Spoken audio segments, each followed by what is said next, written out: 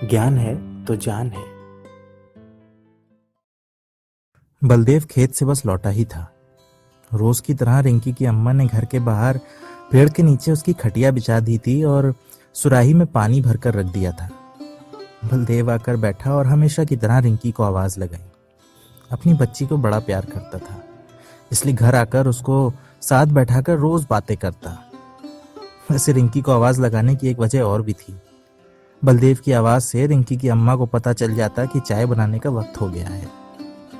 खैर, उस बीच पापा की आवाज सुन 14 साल की रिंकी दौड़ी दौड़ी आ गई। उसके पास आते ही बलदेव ने उसके सर पर हाथ फेरा और बगल में अपने बैठा लिया। रिंकी बैठते ही अपने पापा से बोली, पापा हमें फिर से स्कूल जाने दो ना। पता है, सुरेश चाचा की बिटिया पायल बता रही थी कि स्कूल में कल बच्चों को बताया जाएगा कि कोई आपदा आए, जैसे बिजली गिरे आसमान से, तो कैसे उससे बचा जाए।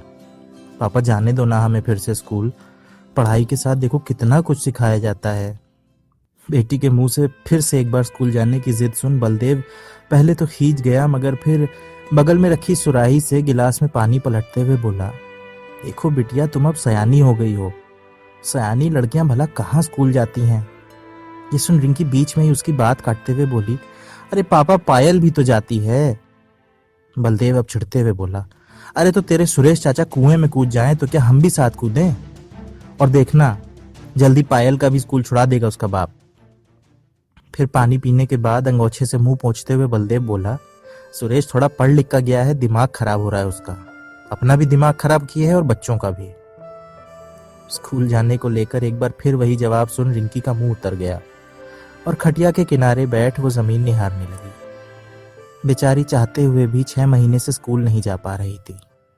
उसे देख बलदेव फिर बोला, अच्छा सुन, तू जो कह रही थी ना कि स्कूल में बताया जाएगा कि बिजली गिरने पर क्या करें, बिटिया तुम हमसे पूछो ना, हम बताएंगे। हम किसान लोग हैं, हम तो जीवन भर गर्मी बरसात बिजली को समझते बड़े होते हैं। उसकी बात सुन रिंकी थोड़ा मुस्कुराई, फिर झट बोली, बताओ पापा, फिर कैसे बचें बिजली गिरे जब? हंसते हुए बलदेव ने अपने सर के ऊपर घने पेड़ की ओर इशारा करते हुए कहा, ये बचाएगा बिजली से। बारिश हो या बिजली गिरे तो किसी घने पेड़ के नीचे खड़ी हो जाना, और पेड़ ना दिखे तो जमीन पर लेट जाना। और बेटा, ये जो बिजली है ना, ये बस बारिश होने के पहले गिरती है। एक बार बारिश शुरू हो जाए तो फिर कोई डर नहीं इससे। रिंकी अपनी आंखें फैलाकर बलदेव की बातें सुन रही थी, मगर तभी उसकी माँ ने अंदर से आवाज लगाई तो वो फौरन गई और बलदेव के लिए चाय ले आई।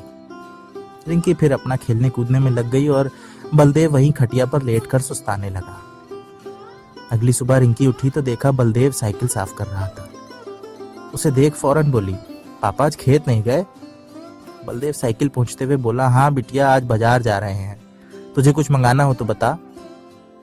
रिंकी घर के बाहर निकलते हुए बोली, कुछ नहीं चाहिए, और आज तो लगता है बारिश होगी, हम तो नहाएंगे आज बारिश में।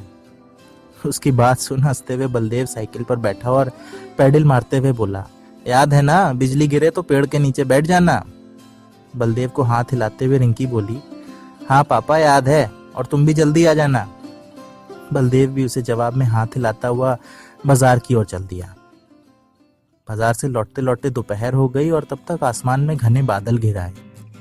बलदेव साइकिल पर मजे से ठंडी हवा खाते घर की ओर जा रहा था, मगर गांव में पहुंचा तो देखा सुरेश अपने दरवाजे पर खड़ा था। उसने बलदेव को रोक लिया।